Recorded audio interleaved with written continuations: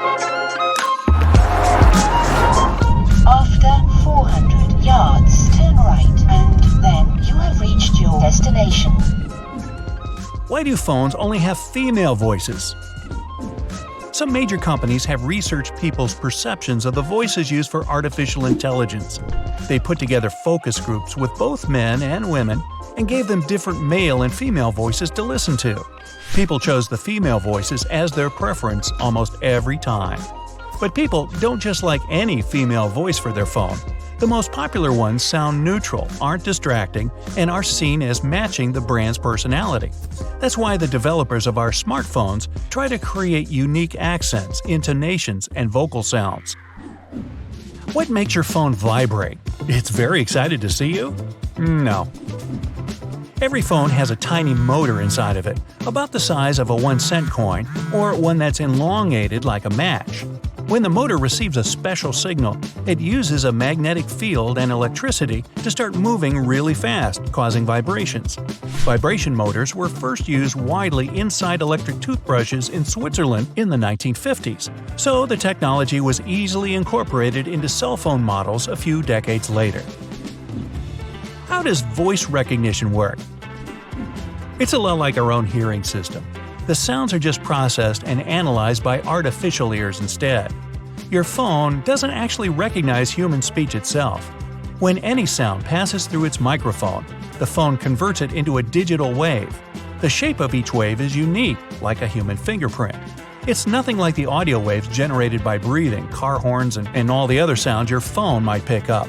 So your device easily understands the waves created by the sound of our voice and responds only to them.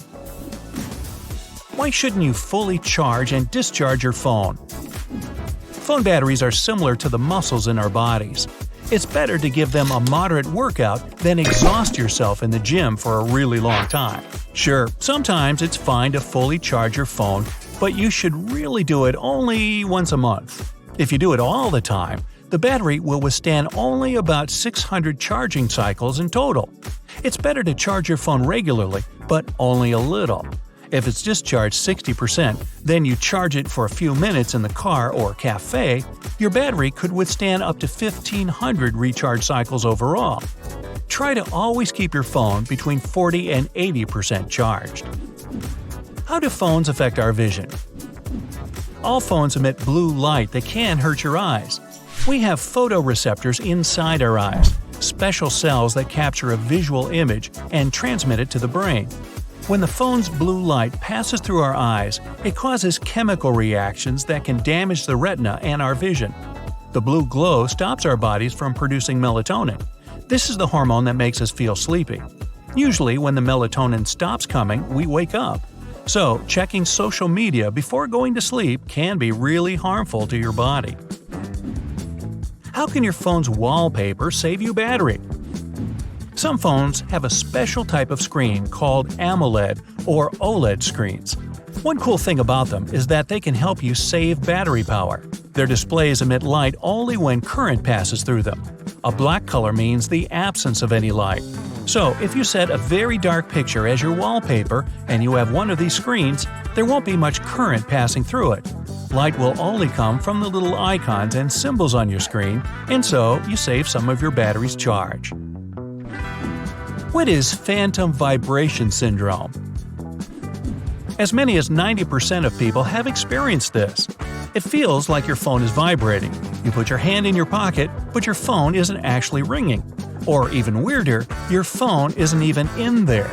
We're so used to our phones being in our pockets that we've developed a new reflex. If our phone rings, our hand goes in there automatically. This reflex kicks in whenever we sense vibrations. It could just be friction against our clothing or a muscle contracting, but your brain thinks it's a call. Why couldn't we use phones on airplanes in the past? When they had just begun to be sold in stores, people thought cell phones could be really dangerous on flights.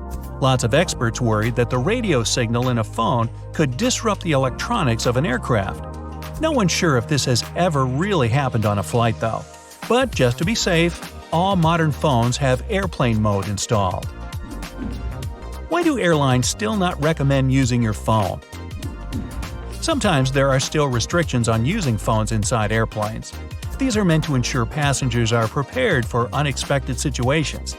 If a passenger is distracted by their phone, watching a movie or playing games, they might miss the important flight safety instructions. Can a smartphone really explode? It's not the phone that can go boom, it's the battery, in particular a lithium-ion one. Some modern gadgets have this kind of battery. This is why you can't put phones with this kind of battery in the luggage hold of an airplane. Some phones with lithium-ion batteries are not even allowed in the cabin of the plane. There are also some poorly made power banks, tablets, and laptops that could explode too. You should always buy batteries and chargers from official manufacturers to minimize the chances of an accident. How can you protect your phone from hackers? Don't connect to unknown Wi-Fi networks, turn Bluetooth on only when you really need to, and don't download strange apps. Oh, and never press the Allow button if the app asks to access your phone. If you do, someone could gain access to your data, listen to your calls, and control what your phone does. To protect yourself, delete any suspicious apps on your phone and change all your passwords at least once a month. Also, update your phone's software regularly. And of course, never open strange links you receive via email. Why don't you need to close your apps to save battery? Phone developers have said many times that background apps don't actually waste battery power. The app just waits for you to start it back up again. In fact, reopening these apps again straight from background mode is much easier for your phone than completely closing and opening them again later. What's the most expensive smartphone in the world? This is the Falcon Supernova iPhone 6 Pink Diamond, and it's worth $48 million. It's a typical iPhone 6 or 6 Plus, but with a case that's covered in 24-karat gold and platinum. And a massive pink diamond is placed on the back of the phone. How's that for an upgrade? Is your phone waterproof? Each phone has an ingress protection rating. This is a special standardized system that lets you know how waterproof your phone really is. The ratings go from 0, which means that your phone has no protection at all, up to 9K. If you've got this rating, your phone is super protected, even from high pressures and temperatures. You can find the rating of your phone in the instructions that come with it or on special websites.